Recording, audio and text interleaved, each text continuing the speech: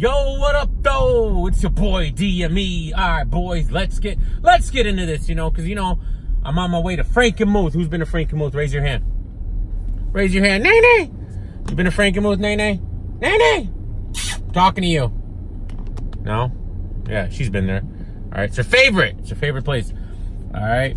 It's Christmas time in the Hollis, Queens. Mom's cooking chicken and collard greens. You know how we do it. But anyways, yeah, I'm headed over there. Poncy's in her own car. She was, I'm going to take my own car because, I want to go to the Birch Run. I want to go to the outlets, and I need my own car because, I'm going to buy a lot of stuff. And she probably wants to buy me presents. That's why she wants to keep it low key. High key, mid key. Shut up. Anyways. Bros, come on, man. Like I'm tired. I'm tired of being called an idiot. Well, I'm not actually. Because I am kind of an idiot, like a little bit. I'm a little bit of a bozo. I get it. We all got a little bit of a bozo in us. Nobody's perfect. But on this, I'm not an idiot, bro. And it's weird because, I just don't understand why everybody's so lost in the 90s, man. Like, you need to evolve as a business mind, understand like how technology works and where we're headed and what the consumer wants, and you got to understand the consumer mind. And I don't think a lot of these people understand the consumer minds and how technology works and the how you need to go about things. And case in point, I'm a big advocate and one of the only, I think, advocates besides Bootleg Gang. And we know why. They have their own reasons, right? And I'm not specifically, I don't agree with their reasoning, but I understand it because, I'm not gonna pretend like I never was broke before, or I just didn't, or I'm not gonna. And the same people who, oh my God, you're bootlegging and you're hurting the culture, right? These are the same exact people. Don't let them fool you. The same exact people saying that. You know what they got? They got Amazon Fire Sticks that are bootlegged. With the whatever you buy. They got that. They'll go on. These are the same people who will bootleg other stuff from other industries, but try to shame you guys when you bootleg what they're offering. So hypocrisy at its finest. It is what it is. But what I don't understand is, man, like, especially in this specific situation here, where in battle rap's gone, local on the pay-per-view tip, like they're just gone. Everything's pay-per-view. All right, everything's expensive. It's $50, $45, $50, and they don't I feel like I'm beating a dead horse, or I've been talking about this like ad nauseum, but I don't think anybody agrees with me, and it's interesting to me, and usually when I say I think something and a lot of people don't agree with me, I try to think about it, reevaluate what I'm saying. Maybe I'm wrong. Maybe I'm bugging. This and that. Nah, I'm not bugging here, bro. Everybody's bugging. Everybody else is bugging. I'm not bugging. All right, you guys are literally wrong here. All right. Again, beating a dead horse, but people purchase pay-per-views to watch the event live, man. That's the draw, to watch it live, man. Like, don't argue with me that. Don't argue that, because to argue that is to argue 1 + 1, bro. Get into the mind of the consumer, bro, who is willing to pay for your product, not in the mind of someone who's not willing to pay for your product and is only going to bootleg it. Stop concerning yourself with them. Think in the mind of the consumer who's willing to pay for your product, man. That consumer who's willing to pay for your product wants to watch it live, man. If anything, he'll watch it the next day, that night, or the day after. He's not going to want to watch it a month later, all right? Because, bro, with Twitter and social media, everybody's on Twitter, they're talking about it and this and that. Everybody's giving out all the bars, the recaps are out, If you're such a fan of battle rap and you're willing to pay for this product, you want to watch it live, and that's your job as a promoter, to entice us to want to watch it when it happens, not to want to watch it a month later. Now,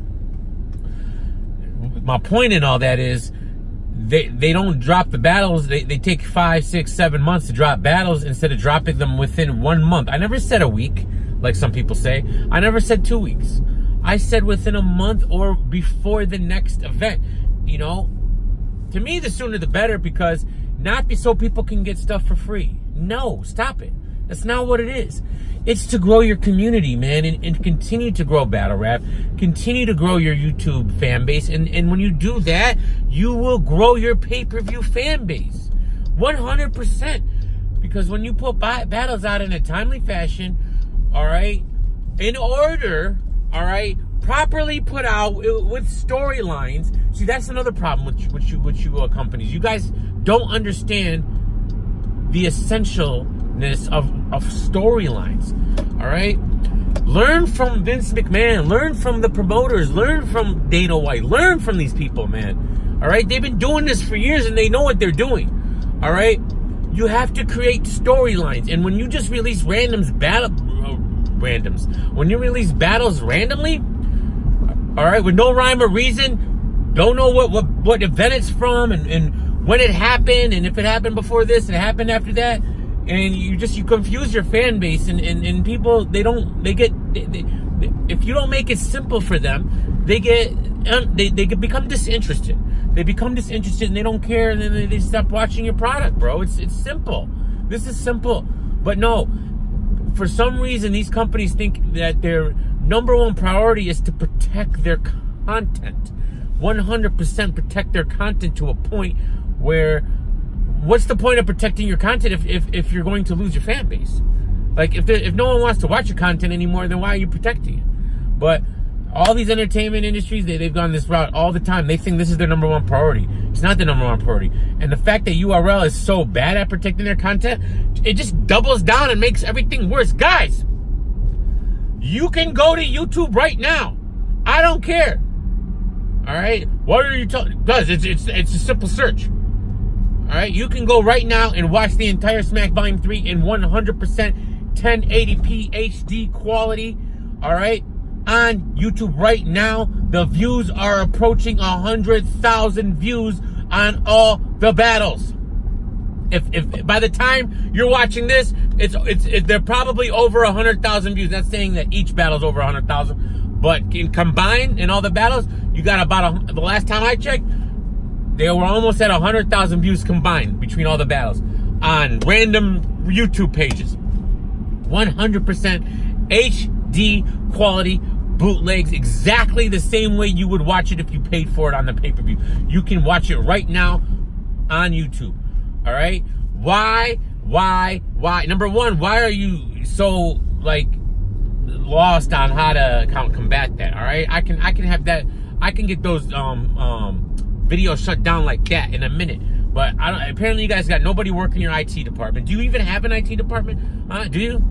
Or you don't even know? Do you even know what IT means? All right.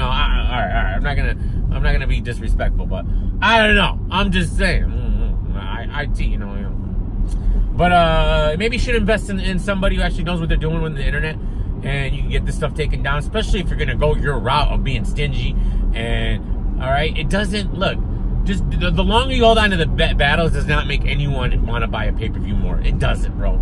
And that argument is so lame. It's so 90s. It's so 90s thinking, early 2000 thinking. It's so trash. It's 2018. Understand where we're living and where we're at, bro. Where are we? It's 2018, and what's the landscape look like? You guys, you got to understand the landscape, and you don't. You're clueless. Know your consumers. Know the world and how it is. Everything it matters. All right, but that's another thing. When you can literally watch HD copies of these bootlegs right now, today, the day after they were up. Just saying, they take them down, they come right back up. All right, no big deal. Why are you so protective of this? Like you don't even make sense. The whole argument is, and your whole argument that, well, even if, let's say you're correct, right, URL? Let's say you're correct, and people will be more enticed to buy the pay-per-view if you hold these battles indefinitely, right? Well, that argument shot out the barrel. I don't know. That argument is null and void when you can't control your bootleg situation. You literally cannot control your bootleg situation. All right? The people who will watch the bootlegs, right? The people that will pay for your pay-per-view, right? They don't watch the bootlegs. They don't care. Okay? So you holding it doesn't mean anything. And those bootlegs that the consumer would watch, it doesn't matter to them because they're already paid for, right? But the person who won't pay for, right? They're watching the bootleg, so they already got it. Now, you're gonna say, well, that contradicts your point. No, it doesn't actually. It actually makes my point, because here's how it makes my point. My point is not to get the people, you know, the free my point is to grow the community. This is what you don't understand. Instead of trying to milk every single, you're going to have, in order to grow the community, you're going to have to sacrifice a little bit. All right? If you sacrifice a little bit of pay-per-view revenue for the growth of future pay-per-view revenue, that's the smarter way to go. But nobody ever sees it that way. It's always about maximizing every single penny. Every single penny. I've heard people say, well, I wouldn't really, I'd hold the battles for a year. You literally, it doesn't even make a lot. No, there's no logic to that. There's no logic to it. Okay? Let alone, you're still making money off of YouTube. They keep trying to sell you this false narrative that YouTube doesn't pay anymore. Well, guess what? They do. They do. They pay me. Who am I? I'm a bozo. And they're not paying you? Like, come on, man. We're not stupid here. All right? Battletruth said he makes $2,000 a month on his vlogs. I don't know if that's true, but you know, if Battletruth's making $2,000, we know you guys are making a decent amount on these battles, bro. All right, and it's not even about dropping them on time. That is my biggest issue with it. Well, it's a huge issue. It's the way you drop them and the order, the chronological order you drop them. Yes, people like things in order. All right, there's a reason why the WWE markets SummerSlam and Hell in the Cell and WrestleMania. You know, there's a reason why these names hold so much weight, because people like the events and they want to see everything that goes around in these events. But when you release a random Summer Madness battle, all right, 6 months later, one, right? Then 2 months later, you release another battle from that event, all right? And then it screws up the people. It's a bad user and viewer experience, all right? Like, why don't you see that? Maybe I'm so deep into how consumers think and the way their mind works and the psychology of it, that I'm just above it. I'm way ahead of you guys on this whole thing, because I've been studying this for years. I've been intrigued by it since Napster came. I've been intrigued by this whole situation. All right, I've been following this whole situation for over 20 years. All right, right when I discovered Napster, all right, it intrigued me. I was like, well, how is this? Even before Napster, I would tell you this. I've been intrigued by this since I was a little kid. I'll be real. I remember when I was like 10, 11, you know, and I got my little boom box, and you had the double tape deck, right? The double tape deck. What you could do is you can record. You can take a blank tape and take a regular tape and record from one tape onto your blank cassette, and now you had a copy of it, which you could sell and you could bootleg, right? And then you can also record. I used to record songs off the radio. So then I was like, why do I need to buy singles, right? Why? Because I used to buy a lot of singles back then. They were like $1.29. Why do I need to buy that when they play the songs on the radio? All I need to do is record the song off the radio and then just listen to that. And there I have my single for free, or for the purchase of one blank tape, which is, you know, what were they, like $3.99 for a 4-pack or something? I don't remember, right? And I used to think about it then. But did that end? Is that a reason? This is the same logic. Because I was able to record songs off the radio, should they not play the songs on the radio? Huh? Because that would hurt singles sales? No! That's not how it works. That exactly proves the point. You play it on the radio, you're going to take that hit by certain people who are not going to purchase it, but the majority of people will purchase your single and not go that route, that crazy route that I would do, or other people would do. It's a small percentage. I don't even believe it's 10%. All right? You got to eat that. Smack, you got to eat that. For future revenues and to build your company and make it even bigger, man. But apparently, I don't know what I'm talking about. I'm an idiot. I'm the only one who thinks this. Everybody else, you know, thinks I'm dumb. I'm dumb as stupid. And, you know, whatever. Whatevs. So I just thought it hilarious. I woke up today, I went on YouTube, and it was suggested to me. I didn't go even looking for these bootlegs. It was in my suggested, on the suggested side. Hey, watch this. And they're not labeled Smack Volume 3, blah, blah, blah. It's labeled, like, for instance, K-Shine versus Geechee Gotti. It's labeled GG versus KS. You know? New Jersey Twerk versus Rum Nitty. It's labeled RN versus NJT. Not even NJT. You know, they make it so it's hard to find, but in their tags, so it's hard to search, right? So it avoids the bootlegs, but in their tags, they'll tag URL, they'll tag Battle Rap, they'll tag DME Detroit, they'll tag J Black. So when Battle Rap fans are watching our J Black video or something, it'll be suggested that, you know, hey, here's a battle, RN versus NJT. What is it? Click on it. 100% HD quality. All right, and that's another reason why y'all look so petty and ridiculous when you're always in the building. Put your phones away. Put your phones away. We don't want nobody bootlegging it. It's on pay-per-view. It's literally on pay-per-view. That whole phone situation in the building is null and void now. Nobody cares. Nobody's using those as bootlegs anymore. They're using your own pay-per-view as bootlegs, and continue to treat us paying customers like criminals by putting our IP address splattered all across that. The bootleggers have a way of getting around that. Those bootlegs don't even have no IP addresses on it. So the only people affected by it are the people who paid for it.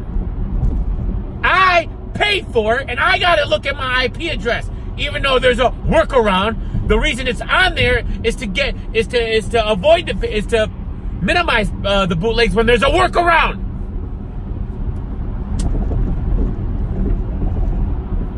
Anyways, man, that's my business 101 tip of the day. I know it sounds redundant, but I'm passionate about this, bro. I'm passionate about it because I feel like I have ideas that are out the box, and I feel like in this type of industry, you need to have these kind of ideas because there's people in charge at the top, a lot of these leagues and stuff like that, and not just in battle rap, and a lot of entertainment media. The ones who actually get it are the ones who are successful right now. The ones who don't get it, they're stuck in this conundrum. Yeah, they're successful, they're making money, but they're burning money every single day. I believe you're burning money every single day when you use these old school 1990s, early 2000 entertainment tactics of going after bootleggers and concentrating on things like that and holding on to your product so to entice people to purchase something that's already readily available for free. You want someone to purchase something, right?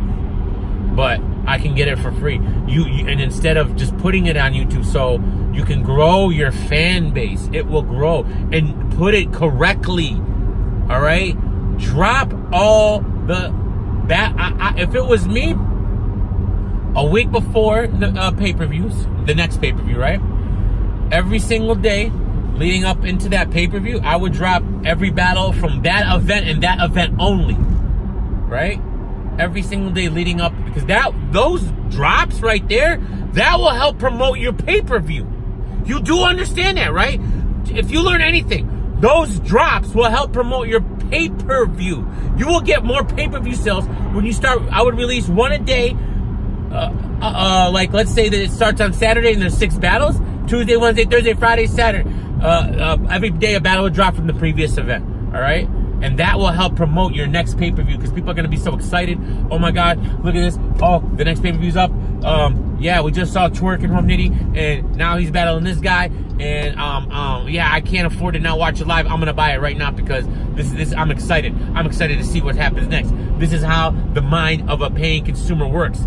All right, stop worrying about what the bootleg gang is doing and how their mind thinks. Their mind doesn't matter to you. Start thinking about how the consumer thinks. all right? The actual paying consumer, and you'll be more successful. But until next time, boys, I love you guys. I love the URL. I love King of the Dot. I love RB. I love everybody, man. I love you guys, and this is only coming from love. And if you don't agree with me, then kick rocks. Nay, nay. Tell them bye. Bye, nay, nay. Shanay, nay. All right, she's sick of me talking. Peace.